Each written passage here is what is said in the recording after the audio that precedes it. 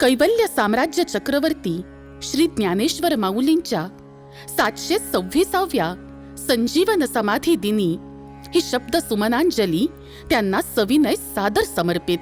महाराष्ट्रावर गजवाहिनी श्री लक्ष्मी प्रमाणेच मयूरवाहिनी श्री सरस्वतीनेही वरदहस्त ठेवला होता.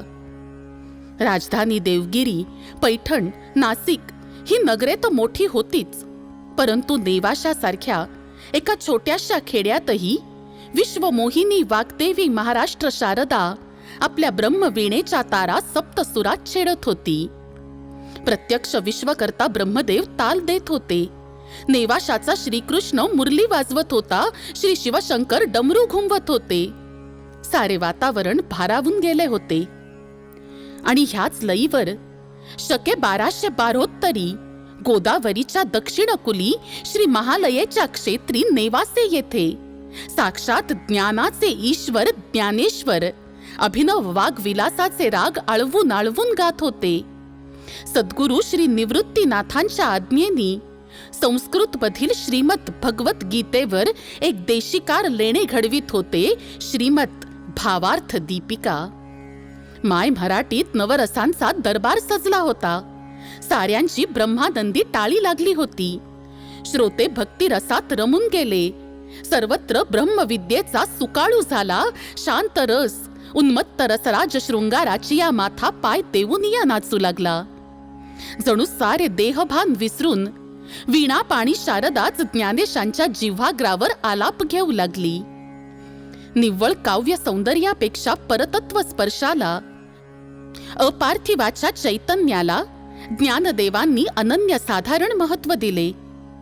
साक्षात अमृतानुभवाचा आनंद श्रोते लुटू लागले. अर्थ बोलाची वाट पाहत ताटकळत होता. भावाचा फुलोरा फुलत होता. मनीचा अहंभाव लोप पावत होता. अज्ञानाची रात्र निस्तेज करीत ज्ञानदीप प्रशांतपणे उजळत होता. ज्ञानदेवांची ज्ञानगंगा, रसगंगा, अर्थगंगा दुथडी भरून वाहत होती. इथे अनंताचा सूर्य शांतीचे चांदणे पसरवत होता आणि निष्कलंक चंद्रमा अमृताचा वर्षाव करत होता. आणि करता करता 18वा अध्यायही संपला. श्री सद्गुरूंच्या कृपेनी आणि श्रोत्यांच्या प्रेमांनी वाक्यज्ञ सिद्ध झाला. सुफळ संपूर्ण झाला. वक्ता आणि श्रोता धन्य धन्य झाले. ज्ञानेशांचे मन अपार प्रेमानी भरून उरले होते. आप परभाव आता उरलाच नव्हता. आता उरला होता केवळ एकच ध्यास, विश्वरूपात सामावून जाण्याचा. दिनांक 8 ऑक्टोबर 1296 म्हणजेच दिवस होता कार्तिक शुद्ध एकादशीचा. पंढरपुरी विठुरायाला संतांनी फेर घातला होता आणि त्यातच ज्ञानदेवांनी विठुरायाकडे आणि सद्गुरू निवृत्तीनाथांकडे समाधीची अनुमती मागितली. कार्तिक वद्य एकादशी उजाडली. साऱ्या संतांचा मेळा आज आळंदीमध्येच होता. सारे जण ज्ञानेशांबरोबर भजन कीर्तनात तल्लीन झाले होते. द्वादशी उजाडली. ज्ञानेशांनी इंद्रायणीत अखेरचे स्नान केले. अहो तिलाही हुंदका अनावर झाला. आता माध्यान्ह काळ प्राप्त झाला. सूर्योदयानंतर 21 घटकांनी त्रयोदशी लागली आणि आता मात्र निवृत्तीनाथांचा बांध फुटला.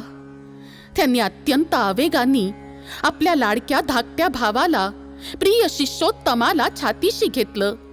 नामदेव वर्णन करतात, नामा म्हणे देवा पेटला हुताशन, करा समाधान निवृत्तीचे. साक्षात योगीराज निवृत्तीनाथांची ही कथा तर लहानग्या सोपान मुक्ताची व्यथा काय सांगावी. समाधीची जागा सिद्ध होती.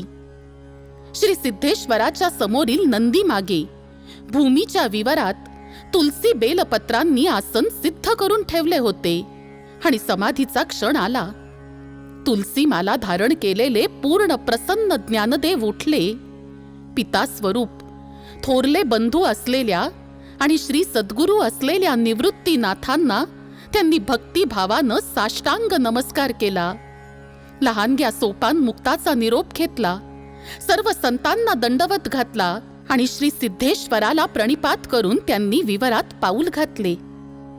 सद्गुरू निवृत्तीनाथांनी हाताला धरून त्यांना आसनावर बसवले. ज्ञानदेवांनी उत्तराभिमुख होत पद्मासन घातले. नेत्रांसमोर श्री विठ्ठल रूप आणले आणि म्हटले, ज्ञानदेव म्हणे, सुखी केले देवा, पाद पद्मी ठेवा निरंतर.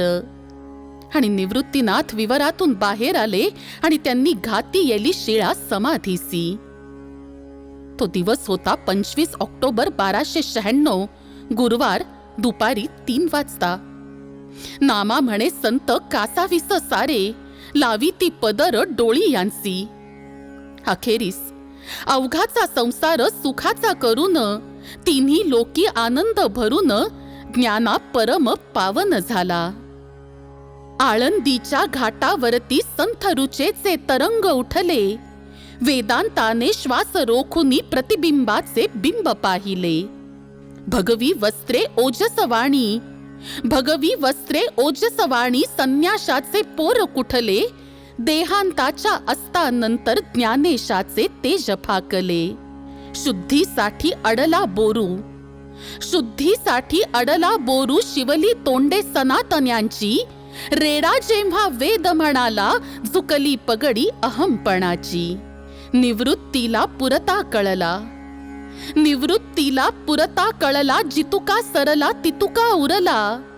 ध्यान धरोनी मुक्तपणाने वीज पेलली कुंडलिनीची. ब्रह्मांडाचा कागद हाती, ब्रह्मांडाचा कागद हाती, ओम नमोजी लिहिता झाला. भवयोगेश्वर मुरलीचे स्वर, ज्ञानेश्वरीस देता झाला. भगवत गीता कात टाकुनी, भगवत गीता कात टाकुनी, सहजपणाने सुबोध झाली. ओवी नंतर ओवी स्फुरता, नेवाशाची प्रवरा हसली.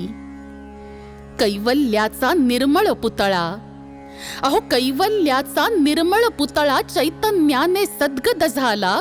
मुक्ताईयन सोपानाला, सगुण तरीही निर्गुण दिसला. अंगणातली भिंत सरकली, अंगणातली भिंत सरकली, चांग देवही झुकला हरला. शब्द कळीची फुले वेचण्या, तिमिर सोडून दुरित निघाला. अन देह सोडला दिव्यात्म्याने, अन देह सोडला दिव्यात्म्याने, इंद्रायणीस पान्हा फुटला. समाधीतला तो संजीवन, वारी मधुनी जगणे झाला. हाती वीणा बुक्का भाळी, हाती वीणा बुक्का भाळी, रिंगणातली धूळ कपाळी.